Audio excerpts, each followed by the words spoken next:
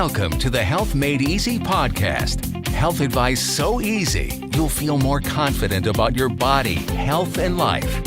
And now, your host, Dr. Connie Jean.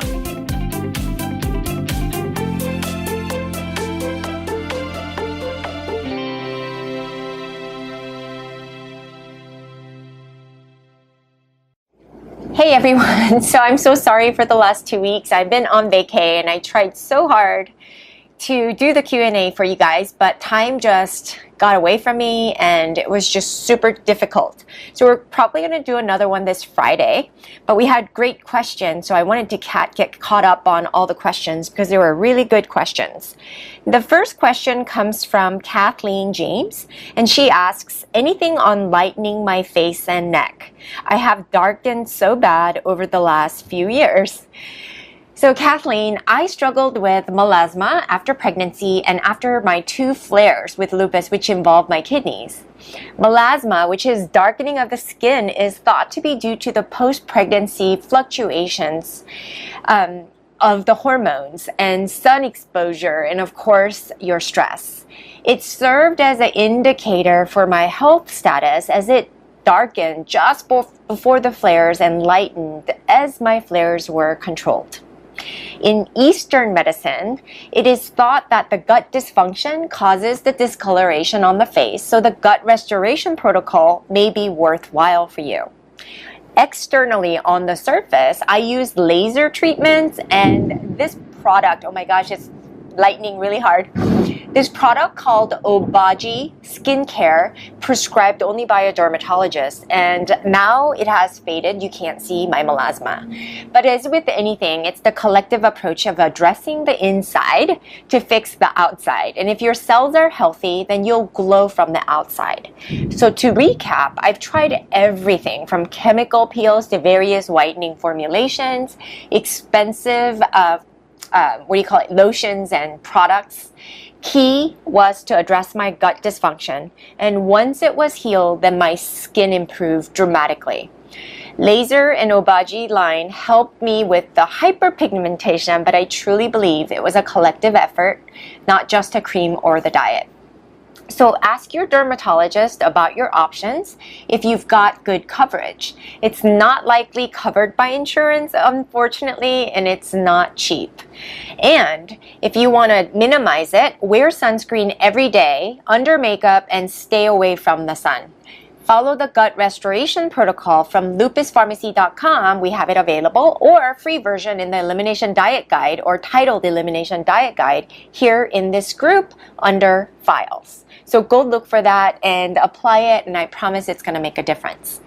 So second question comes from Angela Selick.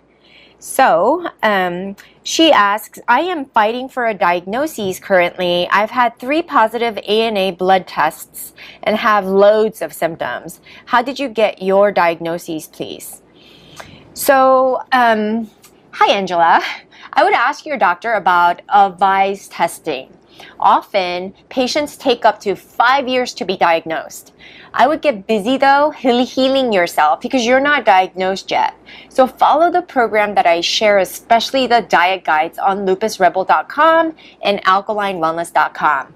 My work is really inspired from the frustration that I had with the sick care medical system. We're all about shifting you to an alkaline state to fight and even reverse disease. And yes, it can be done. So put forth the effort there, because it just means that you have a little bit of a higher levels of ANA. Doesn't mean that you have a full-fledged autoimmune disease. It does mean, however, that your immune system is at that threshold. So this is the time to apply everything. I wish I was in your shoes. This is the opportune moment for you. So I would take advantage of that. Third question comes from Harriet Diver. She asks, what's the best way to fight fatigue? I would have to say that you're fatigued because you're not metabolically sound. There can be multitude of reasons for your fatigue, but what I do know for sure is that you can change your state if you apply what you learn. Your body is so busy right now fighting with itself, and it takes a toll, and it's going to make you tired. And in order to reverse it, you need to start with the diet. Restore your gut so your cells have a chance of absorbing and using the nourishment in an effective and efficient way to give you more energy. And again, it all comes down to changing the way we live, both in what we put into our body, choosing to incorporate movement, and taking care of our brain health. Motivation is overrated, so take action daily to change your mental state. And if you get busy doing and show up despite how you feel, then you'll be surprised at how quickly you recover and your body turns around. Trust me on that, okay? Fourth question comes from B. Blee. And she asks, I'm diagnosed with lupus more than 10 years. I do yoga, follow an alkaline diet. I bought your supplements and so excited to see the result. I have lost a lot of weight during avoiding lots of food, and I got to the point where I need to maintain my weight and strengthen the muscles and bones. Wondering about the best natural protein sources and carbs for alkaline diet if you're vegan. There are, of course, a combination of factors, but if you want to name only one food, fruit, or veggies to play greatest role in treating lupus patients, what it is. What do you reckon as golden food for lupus? Thank you. So that's a very multifaceted question. But that's awesome. And I think it's awesome that you lost all those weight and you are doing everything and applying what you're learning. You'll definitely notice a difference with the supplements, I promise you. Being vegan, though, is a challenge because they don't contain complete amino acid profile in any of the vegan protein sources. So you'll have to combine foods such as grains and beans to get the complete protein.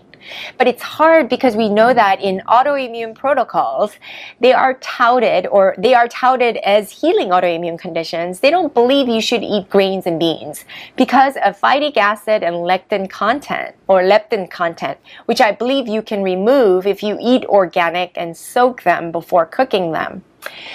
Their premise for avoiding grains and beans is because it leads to leaky gut, and then it leads to inflammation and everything else spiraling into autoimmunity. So I was a vegan when I was diagnosed. I was advised to eat meat for my body type from an Eastern traditional Chinese medical doctor. So I do eat meat occasionally to ensure that I'm getting the protein. And I'd have to tell you that I felt a lot better eating it than not.